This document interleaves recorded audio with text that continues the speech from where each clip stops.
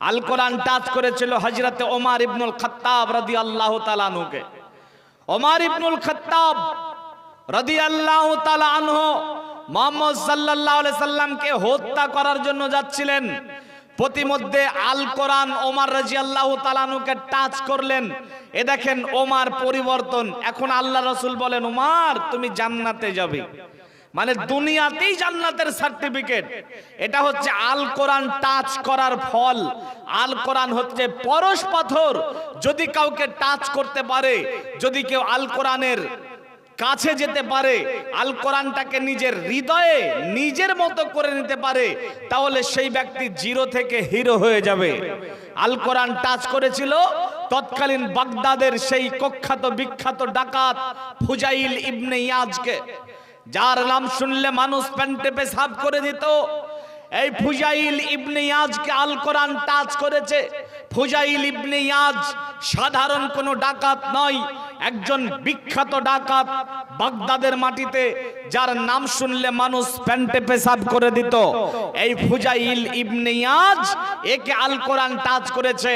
ফুজাইল ইবনে ইয়াজ একটা বাড়িতে ডাকাতি করবার জন্য যাচ্ছে, তো ওই বাড়ি থেকে কোরআনের তেলাওয়াত হচ্ছে। কোরআনের তেলাওয়াতে ফুজাইল ইবনে ইয়াজ তার হৃদয়ে কোরআনের জায়গা করে নিল। সঙ্গে সঙ্গে ফুজাইল ইবনে ইয়াজ পরিবর্তন, তিনি আল্লাহর ভয়ে কাঁপতে কাঁপতে মদিনা চলে গেলেন। সেইখানে কোরআনের শিক্ষা গ্রহণ করে কোরআনটাকে নিজের মতো করে কোরআনের সহচরে এসে এ দেখেন ফুজাইল ইবনে ইয়াজ পরিবর্তন হয়ে গেল। আল কোরআন হচ্ছে পরশ পাথর, এ পরিবর্তন করে দেয়। সম্মানিত দিনী ভাই এবং বোন, খুব ভালো করে আলোচনা ধ্যান দিয়ে বুঝতে হবে।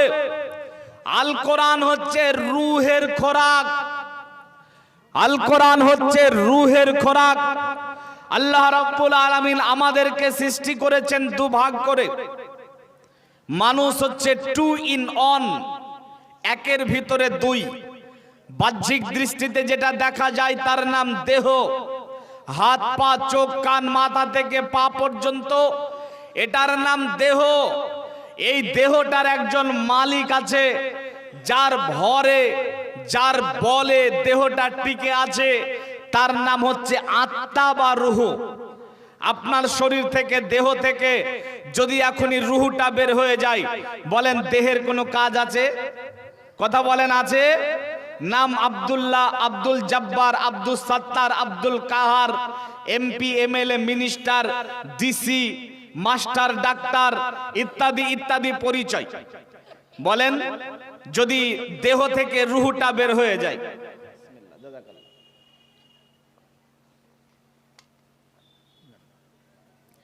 যদি দেহ থেকে রূহটা বের হয়ে যায়, তাহলে এই দেহটার আর কোনো দাম থাকবে না, এটা লাশে পরিণত হবে। আমি মৌলভী শামীম আখতার বক্তা আপনার সামনে জলসা করছি, যদি আমার এই দেহ থেকে রূহটা বের হয়ে যায়, বলেন দেহের আর কোনো দাম আছে?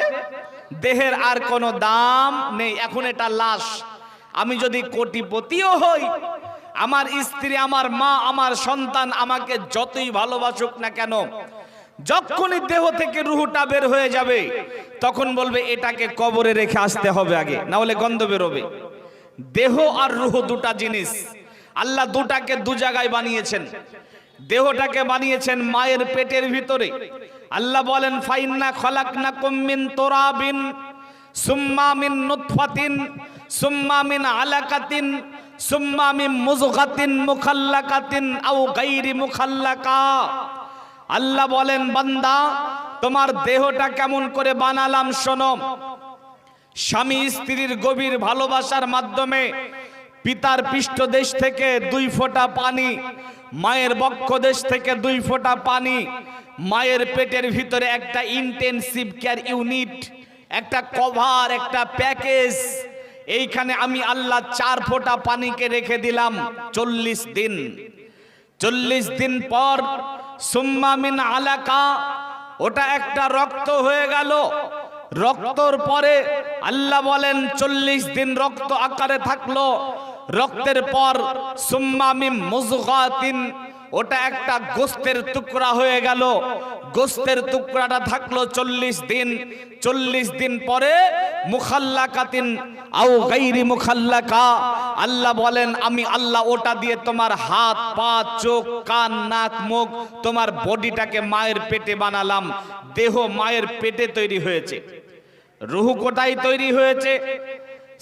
আনাস রাদিয়াল্লাহু তাআলা, আবু মুসা আশআরী রাদিয়াল্লাহু তাআলা আনহু বলেন রাসূলুল্লাহ সাল্লাল্লাহু আলাইহি সাল্লাম বলছেন ইন্নাল্লাহা খালাকা আদামা মিন কাবজাতিন কাবাজাহা মিন জামিইল আরদ, পৃথিবী থেকে এক টুকরো এক টুকরো এক টুকরো করে মাটি সপ্তম আসমানের উপরে জান্নাতুল ফেরদাউসের মধ্যে একটা খোলা ময়দান, যার নাম আলামে আরওয়া।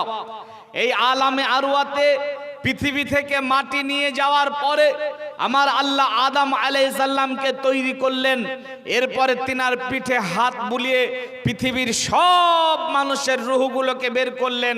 এই দেখেন মানুষ দুটো ভাগ, 2 in 1, একের ভিতরে 2। দেহে যখন মায়ের পেটের ভিতরে দেহটা যখন তৈরি হয়ে গেল, আসমানের উপর থেকে রূহটাকে দেহের মধ্যে ঢুকিয়ে দেওয়া হয়। এখন পৃথিবীতে আসার পরে দেহটা আর রূহটা যতদিন একসঙ্গে থাকে, দেহ আর রূহ যতদিন একসঙ্গে থাকে ততদিন পর্যন্ত এই দেহটাকে সুস্থ রাখার জন্য অনেক খাদ্যের প্রয়োজন হয়। হয় না? হয় না? মাইক ম্যান আপনি বক্সটা ঘুরিয়ে দেন একটু। ভাইজান, দেহটাকে সুস্থ রাখার জন্য খাদ্যের প্রয়োজন হয় না? হয় না গো? অনেক খাদ্যের প্রয়োজন হয়। দিনে কমসে কম 5 বার 4 বার 3 বার অন্তত 2 বারও আমরা খাই। খাই না? খাই না ভাই? 2 বারও আমরা খাই। খাই না এমন মানুষ কিন্তু নেই। যদি না খাই তাহলে অসুস্থ হয়ে পড়বো, মরে যাব। এখন বলেন খাই, সেটা আবার ভালো খাই, খাবার খারাপটা খায় না। কোন মানুষ আছে যারা খারাপ খায়, বিড়ি খায়, সিগারেট খায়, জর্দা খায়, এরা দেহের দুশ্মন, নিজের শরীরটাকে নিজেই নষ্ট করে। খৈনি খায়, যে এরা দেহের দুশ্মন। তবে আমরা ভালো খাই, ভাত খাই, রুটি খাই, এরপরে আপনার অনেক রকমের ফল ফ্রুট খাই, ইত্যাদি ইত্যাদি খাই। এই খাবারগুলো কেন খাই? তার কারণ হচ্ছে এই খাবারগুলাই আমার দেহটাকে সুস্থ রাখবে। দেহটাকে টিকিয়ে রাখার জন্য, ভালো রাখার জন্য দেহের খাদ্যের প্রয়োজন। এই নবীর উম্মত, গোরাইপুরের মানুষেরা বলেন মানুষের দেহে যেমন খাদ্যের প্রয়োজন, মানুষের রুহেরও খাদ্যের প্রয়োজন আছে। মানুষের দেহের যেমন খাদ্যের প্রয়োজন, মানুষের রুহেরও খাদ্যের প্রয়োজন আছে। আর মানুষের রুহের খাদ্য হচ্ছে এই আল কোরআন। মানুষের রুহের খাদ্য হচ্ছে এই আল কোরআন। আল্লাহ বলেছেন নিশ্চয় আল কোরআনের তেলাওয়াত, আল কোরআনের জিকির, এটা হচ্ছে রুহের খোরাক। আল কোরআন হচ্ছে রুহের খোরাক, যেটা আল্লাহ রাব্বুল আলামিন দিয়েছেন, এটা হচ্ছে আল কোরআন। আর এই আল কোরআন হচ্ছে আপনার রুহের খোরাক, এটা হচ্ছে আপনার রুহের রিজিক। আল কোরআন হচ্ছে রুহের খোরাক। বেরাদারানে মিল্লাত, এবারে আসুন আপনাকে আমি দেখাই যে আল কোরআন শিক্ষার গুরুত্ব। আল কোরআন শিক্ষার গুরুত্ব। এখানে যতজন মানুষ বসে আছেন রিডিং কোরআন তেলাওয়াত পড়তে পারেন, কতজন আছেন একটু হাত উঠান তো ভাই। শুধু রিডিং কোরআনটা পড়ে দেবেন এমন কেরা আছেন? মাশাআল্লাহ, গোটা কয়েক 10-5 জন আছেন, 7 জন হবেন। বাকি কোরআন মাজিদ পড়তে পারেন না। অথচ আপনি কি জানেন এই আল কোরআনের শিক্ষার গুরুত্ব কতটুকু? আল কোরআন শিক্ষার গুরুত্ব কতটুকু খুব ভালো করে বোঝার চেষ্টা করেন। একটা হাদিস বলে আপনাকে, খুব ভালো করে মন দিয়ে শুনতে হবে।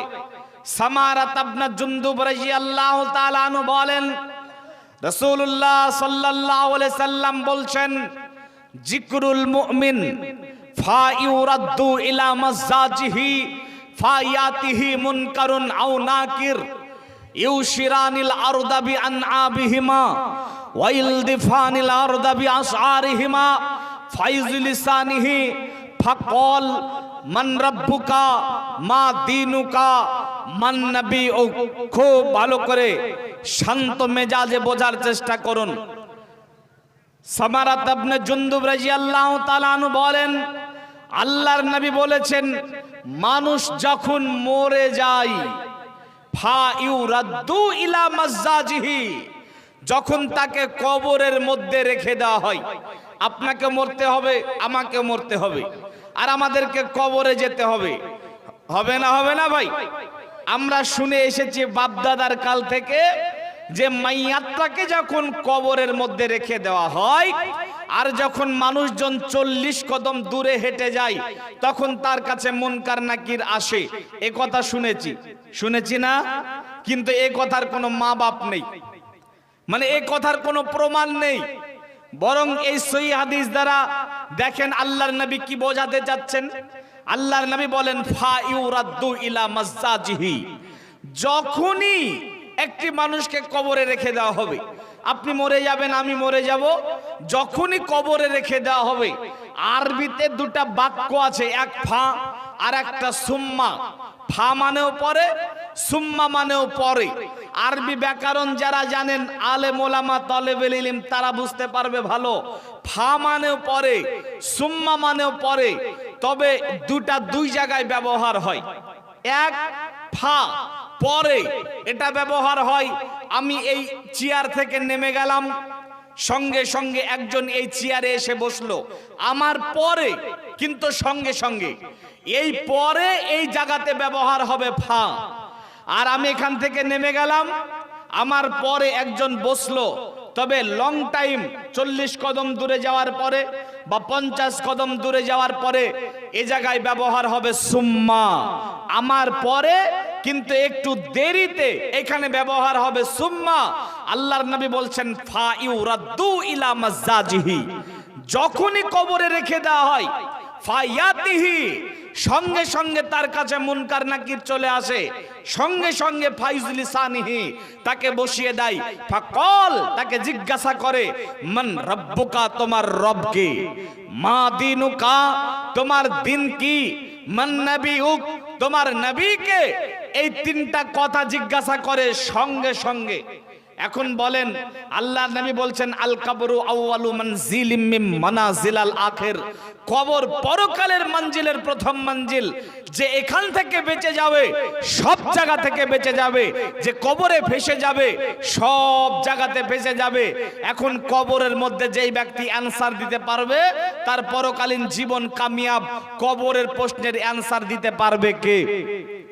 এই গরাইপুরের ভাইরা মায়েরা ভালো করে শোনেন, যেই ব্যক্তি কবরের প্রশ্নের অ্যানসার দিতে পারবে, যেই ব্যক্তি কবরের প্রশ্নের জিজ্ঞাসার উত্তর দিতে পারবে, এই ব্যক্তিদেরকে ফেরেশতারা জিজ্ঞাসা করবে মা ইদুরিক, তুমি কবরের প্রশ্নের অ্যানসার জানলে কেমন করে?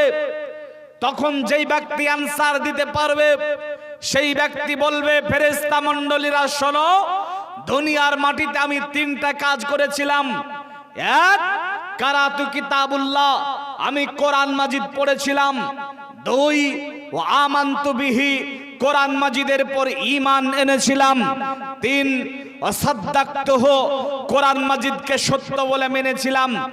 এই কোরআন মাজিদ পড়েছিলাম, কোরআন মাজিদের পর ঈমান এনেছিলাম, কোরআন মাজিদকে সত্য বলে মেনেছিলাম, বিদায় আজকে তোমাদের প্রশ্নের অ্যানসার দিতে পারলাম।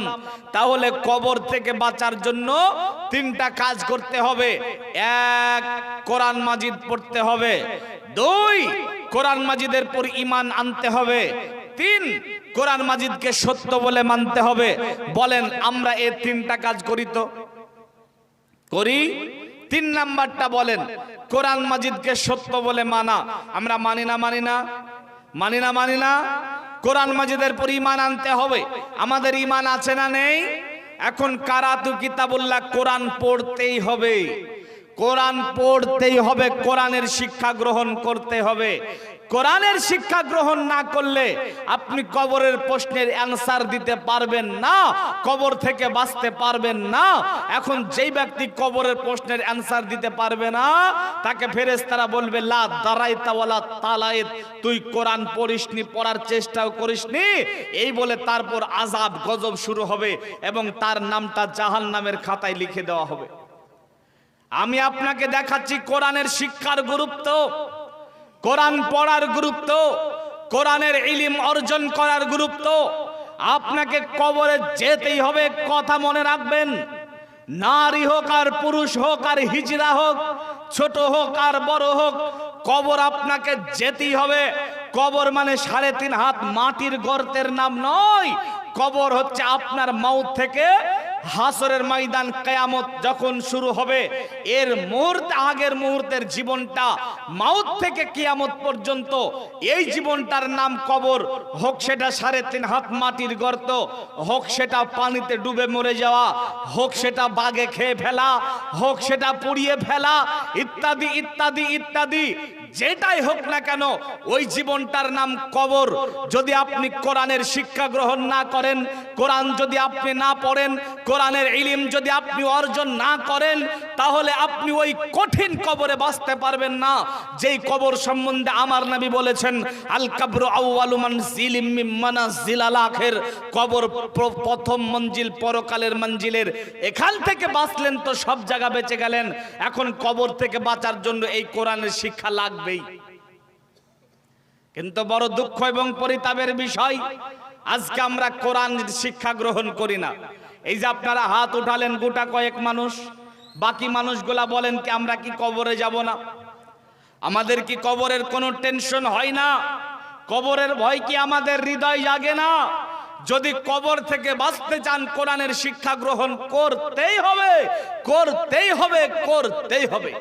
আপনার সন্তানটাকে পৃথিবীর সব শিক্ষা দেন, কিন্তু বড় হতভাগা আপনি আপনার সন্তানটাকে কোরআনের শিক্ষা দিতে পারেন না।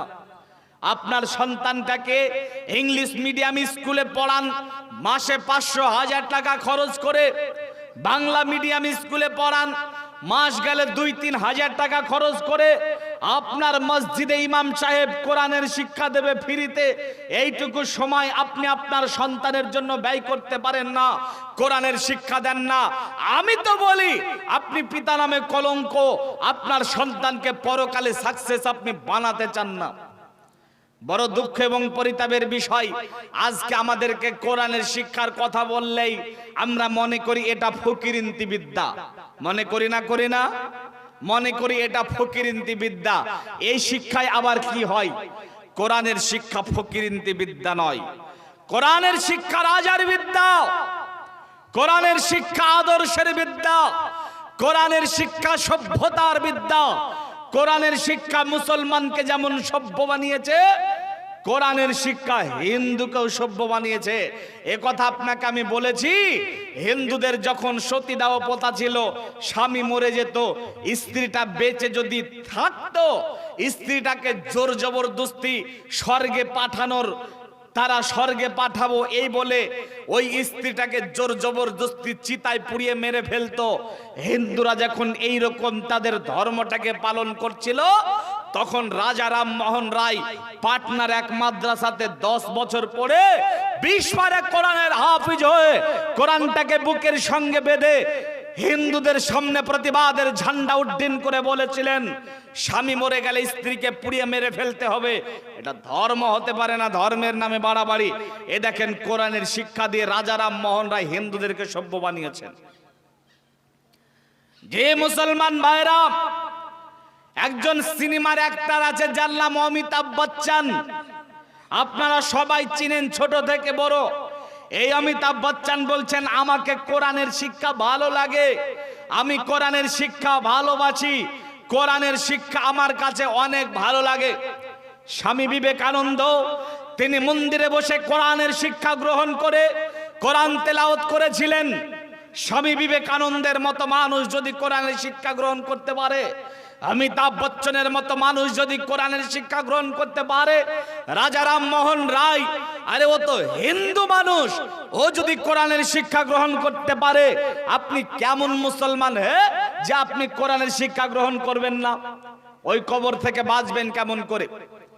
আমি আজকে গোরাইপুরের মানুষদেরকে বলে যাই, আপনি কোরআন শিখবেন, আপনার স্ত্রী শিখবে, আপনার সন্তান শিখবে, আপনার ছেলে শিখবে, আপনার মেয়ে শিখবে, শিখতেই হবে। কোরআনের শিক্ষা নেই মানে এই ফ্যামিলি কবর থেকে বাঁচতে পারবে না, পারবেই না। কোরআনের শিক্ষা ছাড়া কবর থেকে বাঁচা যায় না। শোনেন মুসলমানেরা, আপনার সন্তান ডাক্তার হবে, মাস্টার হবে, ব্যারিস্টার হবে, ডিসি হবে, এসপি হবে, এমএলএ হবে, আর যা কিছু হবে তার আগে মুসলমান বানাতে হবে। আর মুসলমান বানানোর জন্য আপনার সন্তানকে যেটা প্রয়োজন সেটা কোরআনের শিক্ষা দিতে হবে। কোরআনের শিক্ষা ছাড়া আপনার সন্তান মুসলমান হতে পারে না। আপনার সন্তানকে অ আ ক খ এই বিদ্যা দেওয়ার আগে, আপনার সন্তানকে এ বি সি ডি এই বিদ্যা দেওয়ার আগে, আপনার সন্তানকে 1 2 3 4 এই বিদ্যা দেওয়ার আগে ওকে আলিফ বা তা ছা এর বিদ্যা দিতেই হবে। আপনার সন্তান ডাক্তার হবে, তার আগে মুসলমান হবে। মুসলমান হওয়ার জন্য কোরআনের শিক্ষা লাগবেই। অপারেশন থিয়েটারে যাবে, আল্লাহর নাম নিয়ে প্রবেশ করবে, আল্লাহর প্রশংসায় অপারেশন থিয়েটার থেকে বেরিয়ে আসবে। আপনার সন্তান জজ কোর্ট, হাইকোর্টের উকিল, ব্যারিস্টার হবে। বুক থাবড়িয়ে মুসলমানের সন্তান জজ কোর্ট, হাইকোর্টে মুফাক্কিরুল ইসলামের মতো কথা বলবে। আপনার সন্তান জজ কোর্ট, হাইকোর্টের উকিল হবে। তবে আপনার সন্তানকে মুসলমান হতে হবে, যার জন্য কোরআনের শিক্ষা লাগবেই। আপনার সন্তান জাহাজ চালাবে, আল্লাহর নাম নিয়ে দুনিয়া থেকে যাবে, দুনিয়ায় আবার আল্লাহর প্রশংসায় ফিরে আসবে, যার জন্য আপনার সন্তানকে কোরআনের শিক্ষা লাগবেই। কোরআনের শিক্ষা ছাড়া বিকল্প কোনো রাস্তাই নেই। সন্তানকে কোরআনের শিক্ষা দিতে পারেননি, অযোগ্য পিতা। জাহান্নামের ধারে দাঁড় করে পাছায় লাথি মেরে জাহান্নামে ফেলে দেওয়ার কাজ করছেন। সন্তানকে কোরআনের শিক্ষা দিতে পারেননি মানে ধাক্কা দিয়ে জাহান্নামে ফেলে দিচ্ছেন, এই কাজটা করছেন। মনে রাখবেন মুসলমান, আজকে সন্তান আপনার কথা শুনে না, আপনাকে তো চিনেই না, আপনার মান মর্যাদা তো বুঝেই না। আপনি বাপ, আপনার মর্যাদা কতটুকু এটা তো জানেই না, তাহলে আপনাকে সম্মান করবে কেমন করে? যেই যতই বড় শিক্ষিত হোক না কেন, শিক্ষিত হওয়ার জন্য শিক্ষার আলো লাগবে। আপনারা কি ব্যস্ত মানুষ? ব্যস্ত ভাই? ব্যস্ত না? চলে যাবেন? আচ্ছা, মাশাআল্লাহ। ভাইজান, খুব ভালো করে একটা একটা করে কথা বোঝার চেষ্টা করেন। আর রাস্তা দিয়ে যাই যাক না কেন আমার দিকে তাকান, অন্যদিকে তাকালে মনে হয় যে বিরক্ত হয়ে গেছে। ভাইজান বলছিলাম, দেখেন না আজকের এই জামানার সন্তানেরা মা বাবাকে দেখতে পারে ভালোবাসে, কথা বলেন, বাসে? বাসে না। এই সন্তান মা বাবাকে ভালোবাসে না। বিবাহ নতুন নতুন হয়েছে, শাশুড়িকে বড় ভালোবাসে, বাসে না? বাসে না। শ্বশুরকে আব্বা বলে, শ্বশুরকে আব্বা বলে, শ্বশুরকে সালাম করে, আর বাপকে আব্বা বলতে লজ্জা লাগে। এমন সন্তান আছে না নেই? মা যদি 10 টাকা 20 টাকা চাই দেয় না, অপরদিকে শাশুড়ির জন্য হাজার হাজার খরচ করে, করে না? করে না? এই সন্তান যখন বাপ মাকে আর ভালোবাসলো না, তখন এই বাপের আর কোনো জায়গা নেই। এই বাপ কি করে?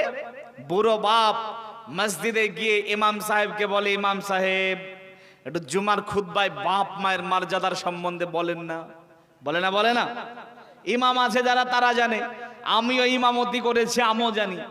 অনেক বুড়া বেটা এসে আমাকে বলেছে যে বাপ মায়ের মর্যাদা সম্বন্ধে একটু বলেন, আমাকে যে দেখতে পেল না, খেতেই দিল না। এখন এই সন্তান আপনাকে যে ভালোবাসবে, এটা তো তাকে এই বিদ্যা লাগবে, লাগবে না? লাগবে না? লাগবে। এই বিদ্যা ছাড়া আপনার সন্তান আপনাকে মর্যাদা দিবে কেমন করে? আপনার সন্তানের কাছে তো এই বিদ্যা নেই। পৃথিবীর এমন কোন বিদ্যা নেই যেই বিদ্যায় বাপের সঙ্গে মায়ের সঙ্গে সন্তানের মর্যাদা কতটুকু পরিচয় করিয়ে দিতে পারে। পৃথিবীর এমন কোন বিদ্যা নেই মায়ের মর্যাদা কতটুকু সন্তানকে জানাতে পারে। এই কোরআন বলে দিয়েছে, এই কোরআনে লেখা আছে, ওয়াকাদা রাব্বুকা আল্লা তা'বুদু ইল্লা ইয়্যাহু ওয়া বিল ওয়ালিদাইনি ইহসান। আপনার সন্তান যখন এই কোরআন পড়বে, এই কোরআনে লেখা আছে আল্লাহর ইবাদতের পরে সন্তানের দ্বিতীয় যেটা কর্তব্য সেটা হলো পিতামাতার সঙ্গে সদাচরণ করা। সন্তানের দ্বিতীয় কর্তব্য হলো বাপকে একা পাক অথবা মাকে একা পাক অথবা দুজনকে একা পাক। তাদের সঙ্গে নরম ভাষায় কথা বলা। যদি আপনার সন্তানকে কোরআনের শিক্ষা দিতে পারতেন, আপনার সন্তান কখন আপনাকে অপমান করত না, কখন আপনাকে বাড়ি থেকে বের করে দিত না, কখন আপনাকে বাড়ি থেকে অপমান করত না, খেতে দিত না, এমনটা ঘটনা ঘটতো না। আপনার সন্তান আপনার পা টিপে দিত। এটা সত্য কথা বলেন। আপনাদের এলাকায় অনেক মাস্টার আছে না নেই? অনেক মৌলানা সাহেবও আছে। মৌলানা সাহেবরা আজ পর্যন্ত বাপকে মেরেছে, বাপকে বাড়ি থেকে বের করে দিয়েছে, বাপকে খেতে দেয়নি। এইরকম ঘটনা ব্যতিক্রম একাটা হতে পারে, তবে বেশিরভাগ আলেম ওলামা হাফিজ এরা কিন্তু বাপ মাকে সম্মান করে। করে না করে না করে না করে না গো করে। কিন্তু যার কাছে কোরআনের শিক্ষা নেই, যার কাছে দ্বীনের ইলম নেই, যতই বড় ডাক্তার মাস্টার ব্যারিস্টার হয়ে যাক না কেন, বাপ এই প্রত্যন্ত গোরাইপুর গ্রামে পড়ে থাকবে, আর বেটা চাকরি করে বহরমপুর বা ডোমকুল বা কলকাতা বা ইত্যাদি ইত্যাদি জায়গায় ফ্ল্যাট কিনে বাড়ি করবে। বাপ মায়ের খবর নেয় না। এরকম আছে না নেই? আছে। কোরআনের শিক্ষা দিতে পারেনি মুরব্বি, এই কারণে বাপ সন্তানকে আর সন্তান বাপকে সেই রকম ভালোবাসা দিতে পারে না। তাহলে কোরআনের শিক্ষার মর্যাদা আপনাকে দেখাচ্ছিলাম। এক, কোরআনের শিক্ষা ছাড়া কবরে বাঁচতে পারবেন না, মানে পরকাল বাঁচতে পারবেন না। কোরআনের শিক্ষা ছাড়া বাপ সন্তানকে ভালোবাসবে না। আজকে পৃথিবীতে যত পাপাচার, যত অন্যায়, যত রকমের হারাম কারবার, এইগুলা যাদের কাছে কোরআনের শিক্ষা নেই তারাই করে। এই যে শীতের সময় আসলো, আপনাদের এলাকায় দেখবেন এই পৌষ মাসের শীতের সময় কিছু যুবক ছেলেদেরকে দেখবেন যারা গায়ের গেঞ্জিটাকেও ঠিক মতো পরে না, সারা রাত মাঠে গিয়ে গান বাজায়, বক্স বাজায়, আর বলে পিকনিক করছে। এমন হয় না হয় না হয় না হয় না? এই আল্লাহর গোলাম, সত্য করে বলেন, কোন মাদ্রাসার তালিব ইলম এরকম ঘটনা ঘটিয়েছে? কথা বলেন। কোন মাদ্রাসার তালিব ইলম এটা করতে পারেনি, কারণ তার কাছে কোরআনের শিক্ষা আছে। কোন আলেম, কোন হাফিজ এই পাপ কাজটা করতে পারে না, তার কারণ তার কাছে কোরআনের শিক্ষা আছে। তবে ওই যে যারা সারা রাত জেগে গান বাজালো, এদের কাছে কোরআনের বিদ্যা নেই। আপনি আপনার সন্তানটাকে রাম পাঠা বানিয়েছেন, কোরআনের শিক্ষা না দেওয়ার ফলে রাম পাঠা তৈরি হয়েছে। আর এই রাম পাঠা সারা রাত গান বাজায়, ঢোল বাজায়, আর মদ খায় আর দারু খায়। সন্তানকে রাম পাঠা থেকে বাঁচানোর জন্য আপনার কাছে বিকল্প আর কোন পথ আছে বা না আছে? এই কোরআনের বিদ্যা আছে। কোরআনের বিদ্যা দেন, আপনার সন্তান পরিবর্তন হবে। আর এটা পরস্পর পরিবর্তন হবেই। কোরআনের শিক্ষা থাকলে শিরিক করতে পারে না, কোরআনের শিক্ষা থাকলে বিদাত করতে পারে না, কোরআনের শিক্ষা থাকলে সমাজকে বুড়ো আঙ্গুল দেখে চলতে পারে না, বাপ মাকে বুড়ো আঙ্গুল দেখে চলবে না। কোরআনের শিক্ষা থাকলে ও একজন সম্মানী আদর্শ ব্যক্তি হবে, সমাজের সেবক হবে, রাক্ষস হবে না। আজকে ডাক্তাররা ডাকাত, যেই ডাক্তাররা ডাকাত, কথা আগে বলা হতো শিক্ষা জাতির মেরুদণ্ড। এই কথাটা বহুল প্রচলিত কথা, তাই না গো ভাই? শিক্ষা জাতির মেরুদণ্ড। আর শিক্ষা যদি জাতির মেরুদণ্ড হয়, তাহলে ডাক্তার তো শিক্ষিত, ও কেন ডাকাত হলো? শিক্ষায় যদি জাতির মেরুদণ্ড হয়, বিডিও অফিসার ও তো শিক্ষিত, ও কেন ডাকাতি করলো? শিক্ষায় যদি জাতির মেরুদণ্ড হয়, এসডি অফিসারও তো শিক্ষিত, ও কেন ডাকাতি করলো? শিক্ষা জাতির মেরুদণ্ড নয়, কোরআনের শিক্ষা জাতির মেরুদণ্ড। কোরআনের শিক্ষা আদর্শের শিক্ষা, সভ্যতার শিক্ষা। এই শিক্ষা যদি থাকে তাহলে কোনোদিন ডাকাত হতে পারবে না। আজ পর্যন্ত কোনো মৌলভী সাহেব ডাকাতি করেছে প্রমাণ দিতে পারবেন না। আমি আপনাকে দেখাচ্ছি কোরআনের শিক্ষার গুরুত্ব এবং মর্যাদা। বেরাদার, এবারে আসেন, কোরআনের শিক্ষা আপনি যদি আপনার সন্তানকে দেন তাহলে তার কত মর্যাদা পাবেন। রাত অনেক হয়ে গেছে, বেশি লম্বা চওড়া করব না, তার কারণ আপনারা গুটি কয়েক মানুষ আছেন। আর এখন আপনাদের এলাকায় 5-6 বছর আগে আসতাম তো একটা মানুষ নিয়ে কথা বলতাম, কোনো অসুবিধা হতো না। এখন আল্লাহর রহমে 120-30 প্রোগ্রাম করি, প্রত্যেক রাতে প্রোগ্রাম করি। বাংলাদেশে প্রত্যেক মাসে 10-12টা গিয়ে করে প্রোগ্রাম এই বছরে রেখেছি। আর এই যে আপনার দিনাজপুর, বাংলাদেশ, হাজার হাজার মানুষ কিন্তু এই এলাকার মানুষ আস্তে আস্তে কোরআনের শিক্ষা, কোরআনের ইলিম, কোরআনের ভালোবাসা থেকে দূরে সরে যাচ্ছে। এই গুটি কয়েক মানুষ, বাকি সব গোশ ভাত খেয়ে ঘুমাচ্ছে। বেরাদার আসুন, কোরআনের শিক্ষা যেই ব্যক্তি দিবে, আপনি যদি আপনার সন্তানকে, এদিকে আমার দিকে, আপনি যদি আপনার সন্তানকে কোরআনের বিদ্যা দেন, আপনার মেয়েকে কোরআনের বিদ্যা দেন, মানে দিনের আলিম বানান, হাফিজ বানান, তাহলে আপনার মর্যাদার কথা শুনে নেন। আপনার মর্যাদা, আপনি দিবেন সন্তানকে বিদ্যা, আপনার মর্যাদা শুনেন। আল্লাহ রাব্বুল আলামিন এই পৃথিবীটাকে একদিন ধ্বংস করে দেবেন। দেবেন না? দেবেন না?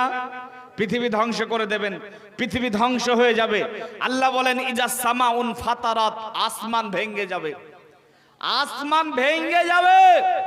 ওয়াইদাল কাওয়াকিবুন তাসারাত, তারকা মণ্ডলী বিক্ষিপ্ত অবস্থায় ছিটকে পড়বে। ওয়াইদাল বিহারু ফুজ্জিরাত, সমুদ্রে বিস্ফোরণ ঘটবে। ওয়াইদাল কুবুরু বুসরাত, কবরগুলোকে আল্লাহ খুলে দেবেন। পৃথিবী ধ্বংস।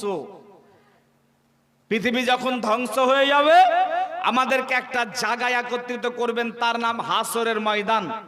ময়দানটা কেমন হবে? ইউশারুন নাস ইয়াউমাল কিয়ামাতি আলা আরদিন বাইদা আফরা কা কুরসাতিন নাকি, রুটির মতো চকচকে। খাল বিল উঁচু নিচু, পাহাড় পর্বত নদী নালা থাকবে না, রুটির মতো পুরে তামার মতো হয়ে থাকবে নিচের জমিন। মিকদার রাদিয়াল্লাহু তাআলা আনহু বলেন, তুদনা শামসু ইয়াউমাল কিয়ামা মিনাল খলকি হাত্তা তাকুনা কা মিকদারে মাইল, 1 মাইল কাছাকাছি সূর্য, এদিকে 1 মাইল কাছাকাছি সূর্য, নিচের জমিন পুরে তামা। 1 মাইল কাছাকাছি সূর্য, আরবিতে মাইল বলা হয় সুরমা চোখে দেওয়ার কাঠিটাকে। সুরমা চোখে দেওয়ার কাঠি যত বড়, ওটাকে আরবিতে মাইল বলা হয়।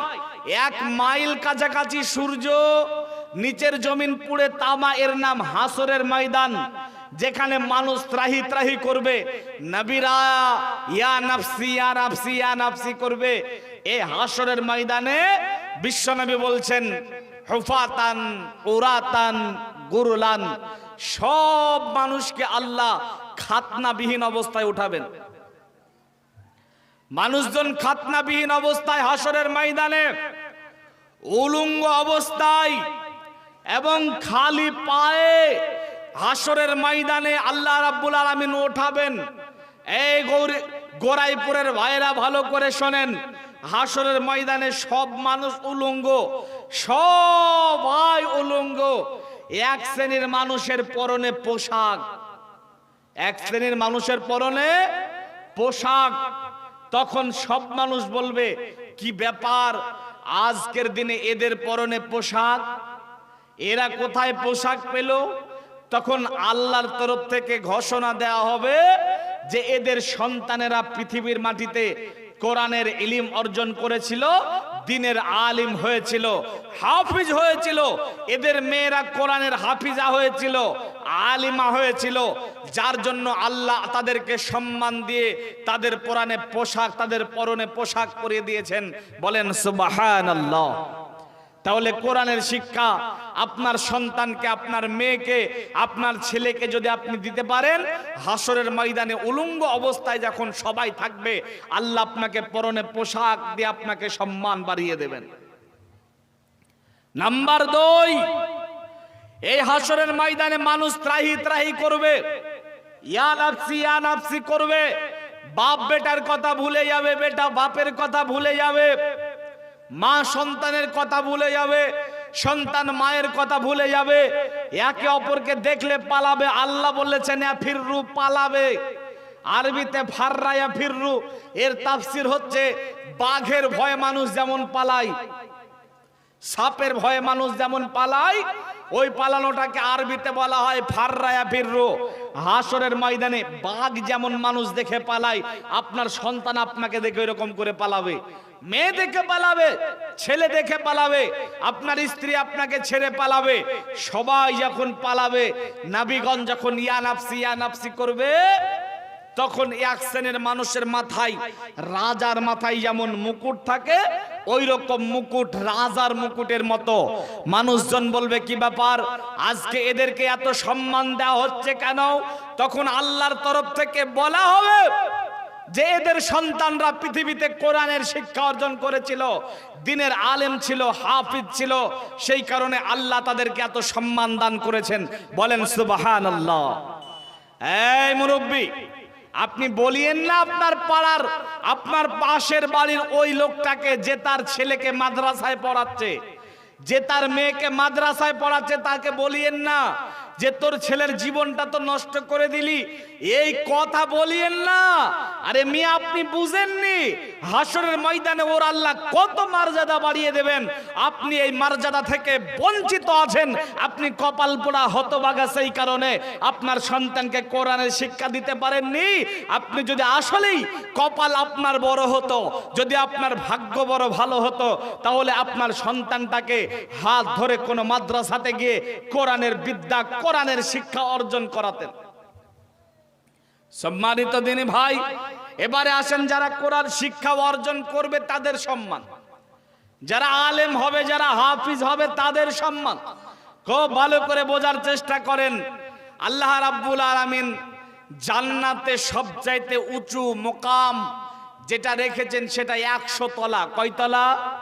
100 তলা। এটা কাকে দেবেন? যেই ব্যক্তি দ্বীনের জন্য যুদ্ধ করতে করতে শহীদ হয়ে গেছে, এই ব্যক্তিকে আল্লাহ দেবেন। এই ব্যক্তিকে আল্লাহ দেবেন। যেই ব্যক্তি শহীদ হয়ে গেছে এই ব্যক্তিকে আল্লাহ 100 তলা বিল্ডিং দেবেন, 100 তলা জান্নাত দেবেন।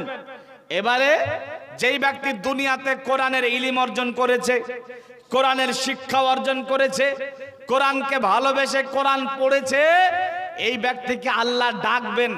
ডাকার পরে বলবেন, শোনো, আজকে তোমার মোকামের কোনো লিমিট নাই। দুনিয়াতে যেমনি করে কোরআন পড়েছিলে অমনি করে কোরআন পড়ো। এ তখন পড়তে শুরু করবে, আউযু বিল্লাহি মিনাশ শাইতানির রাজিম, বিসমিল্লাহির রহমানির রহিম, আলিফ লাম মিম, যালিকাল কিতাবু লা রাইবা ফীহি হুদাল লিল মুত্তাকিন। এমনি করে এক আয়াত পড়বে, একতলা মুকাম হবে। 2 আয়াত পড়বে, 2 তলা মুকাম হবে। এমনি করে যতটা আয়াত তেলাওয়াত করবে আল্লাহ তত উঁচু মুকাম তার জন্য বাড়িয়ে দেবেন। বলেন সুবহানাল্লাহ। তো মর্যাদা সম্পন্ন বিদ্যা থেকে আপনার সন্তানকে আপনি বঞ্চিত করে রেখেছেন। এখানে অনেক ভাই আছেন যাদের ছেলে আছে, মেয়ে আছে, যাদেরকে কোরআনের শিক্ষা থেকে বঞ্চিত করে রেখেছেন। এমন আছেন না? অনেক আছেন না? নেই গো, অনেক আছেন। আপনার সন্তানকে কোরআনের শিক্ষা দেন না, নিজেও তো শিখেন না। আরে বয়সের কি হয়েছে? বয়সের কি হয়েছে? এই বয়সে আপনি এখনো পারবেন কোরআনের শিক্ষা গ্রহণ করতে। এই বয়সে আপনি এখনো পারবেন আপনার আত্মার খোরাক জোগাড় দিতে। আত্মাকে আপনি খোরাক দেন না, রুহের খোরাক আপনি দেন না। এই কারণে তো আপনার রুহটা আজকে অসুস্থ হয়ে পড়েছে। রুহটা অসুস্থ হয়ে পড়েছে, সেই কারণে তো আপনাকে কোরআন, আপনাকে দিন ভালো লাগে না, নামাজ ভালো লাগে না, জলসা ভালো লাগে না, বিচিত্রা ঠিকই ভালো লাগে, পঞ্চরাস ঠিকই ভালো লাগে। এই ঠান্ডা কেন? এর চাইতে 1000 গুণ বেশি ঠান্ডা যদি হতো, আর যদি কোনো পঞ্চরাসের মেলা হতো, তাহলে গোরাইপুরের মানুষেরা তো ঘুমাতো দিনে, রাতে ঘুরতো মেলাতে। যে রুহের খোরাক দিতে পারেননি, এই কারণে আল্লাহ রাব্বুল আলামিন আপনার রুহে অসুখ করে দিয়েছেন। কোরআনের শিক্ষা থেকে নিজেও বঞ্চিত হয়েছেন, আপনার সন্তানকেও বঞ্চিত করেছেন। আজকে এই জায়গাতে বদ্ধপরিকর হন, আপনি আজকে এই জায়গাতে বদ্ধপরিকর হন যে আমি যা ভুল করেছি, আজকের পর থেকে আমার সন্তানকে কোরআনের শিক্ষা দেব। বলেন ইনশাআল্লাহ। বলেন ইনশাআল্লাহ। ইনশাআল্লাহ। কোরআন পড়তে পারেন না কতজন? লজ্জা না করে ছোট থেকে বড় সবাই হাত উঠান তো ভাই। কতজন পারেন না? লজ্জা লাগছে নাকি? লজ্জা করে তো লাভ নেই। যারা পারেন না, আজকে থেকে এই আলোচনা শুনে যদি আপনার হৃদয় একটুকুও যদি ভয় জাগে যে আমাকে কবর থেকে বাঁচতে হবে, তাহলে কালকে থেকে আপনার মসজিদের ইমামের কাছে যাবেন, যাওয়ার পরে কোরআন শিক্ষার চেষ্টা করবেন। বলেন ইনশাআল্লাহ। বলেন ইনশাআল্লাহ। আপনার সন্তানকে কোরআনের শিক্ষা দেওয়ার জন্য আপনি তৈরি হবেন না? আপনার সন্তানকে জাহান্নামের কাস্টমার বানায়েন না। জান্নাতের মেহমান বানান, যার জন্য কোরআনের শিক্ষা দেন। আমাদের এলাকায় তো অনেক মাদ্রাসা আছে, অনেক মাদ্রাসা আছে, আপনার সন্তানকে সেইখানে পাঠান। বানাত মাদ্রাসা ছিল না, আমরা করেছি, আপনি তো জানেন। বানাত মাদ্রাসা ছিল না, মানে মেয়েদেরকে যে পড়তে দেবেন, পড়াতে হবে, এরকম চিন্তা ভাবনা ছিল না। ইসলামপুর মার্কাজে যেতে হতো, চিন্তা ভাবনা নিয়ে আপনাদের এই ভাই, আপনাদের দোয়ার বাবারকাতে আমরা তো করেছি। আপনাদের মেয়েদেরকে কোরআনের হাফেজা বানানোর জন্য, আলেমা বানানোর জন্য, আপনার সন্তানকে, আপনার মেয়েটাকে দিনের আলেমা হাফিজা বানান। আপনার সন্তানকে ডাক্তার করব এই চিন্তা ছেড়ে দেন, আরে মাস্টার করব এই চিন্তা ছেড়ে দেন। আপনি তো মরে যাবেন। আপনার মেয়েটা যখন ডাক্তার মাস্টার হবে, ও তো ওর পরকাল হারানোর পথটাকেই বেছে নেবে। যার জন্য ডাক্তার মাস্টার নয়, আপনার মেয়েটাকে কোরআনের আলেমা হাফিজা বানিয়ে দেন। আপনাদের এলাকার অনেক মেয়ে আমাদের মাদ্রাসায় পড়ে। আপনাদের এলাকায় আমাদের শিক্ষিকা আছে, এই যে মাহফুজা নাম, এই কাছেই বাড়ি, আমাদের মাদ্রাসাতে পড়াচ্ছে, আলিমা হয়েছে, আল্লাহ সম্মান বাড়িয়ে দিয়েছে। এখন শত শত ছাত্রীদেরকে পড়াচ্ছে, তার কাছ থেকে কোরআনের ইলম অর্জন করবে। আরে আল্লাহ মর্যাদা বাড়িয়ে দিয়েছে, আল্লাহ মর্যাদা বাড়াবে, আপনার মেয়েকেও, আপনার সন্তানের মর্যাদা বাড়াবে। কোরআনের সঙ্গে সম্পর্ক রাখান। এখন আপনাদের এলাকাতে এই যে একটা মাদ্রাসা আছে, শিশু মাদ্রাসা, এই মাদ্রাসায় কোরআনের শিক্ষা দেওয়া হয়। যেই যেই মসজিদে মক্তব নেই, যারা মসজিদের সঙ্গে, কমিটির সঙ্গে যুক্ত আছেন, মসজিদ কমিটির সঙ্গে যুক্ত আছেন, অথচ আপনার মসজিদে কোরআনের শিক্ষা দেওয়া হয় না, কোরআনের বিদ্যা মসজিদ থেকে দেওয়া হয় না, ওই মসজিদ, আপনি মসজিদ কমিটির যোগ্য না, আপনাকে হাঁটু জলে ডুবে মরা উচিত। ঘন্টা খানিকের মধ্যে ইস্তফা দেওয়া উচিত। আপনি অযোগ্য কমিটি, অযোগ্য সেক্রেটারি, অযোগ্য সভাপতি, অযোগ্য ক্যাশিয়ার, এর প্রমাণ হয়ে গেছে অনেক আগেই। কারণ আপনার মসজিদে কোরআনের শিক্ষা দেওয়া হয় না, যে যার জন্য অচিরেই আপনার মসজিদে খুব তাড়াতাড়ি কোরআনের শিক্ষার ব্যবস্থা করবেন। এই মাদ্রাসাগুলা শিশু মাদ্রাসা, এই মাদ্রাসা, এখান থেকে শিশুরা কোরআনের শিক্ষা করবে। এর জন্য আপনারা আপনাদের সন্তানদেরকে পাঠাবেন, তার সাথে সাথে একটু হেল্প করবেন, সাহায্য করবেন। অনেকে করেছেন, আমি আলোচনা শেষ করব, তার কারণ আমার গলা শুকিয়ে গেছে প্রায়, আর 11টাও বাজতে চললো। আমি এই সামান্য সময় আপনাদের কাছে একটু ভিক্ষার ঝুলিটা পাতি, দেখি আপনাদের মধ্যে এই মাদ্রাসার জন্য, কোরআনের শিক্ষার প্রতিষ্ঠার জন্য কে কিছু দেন।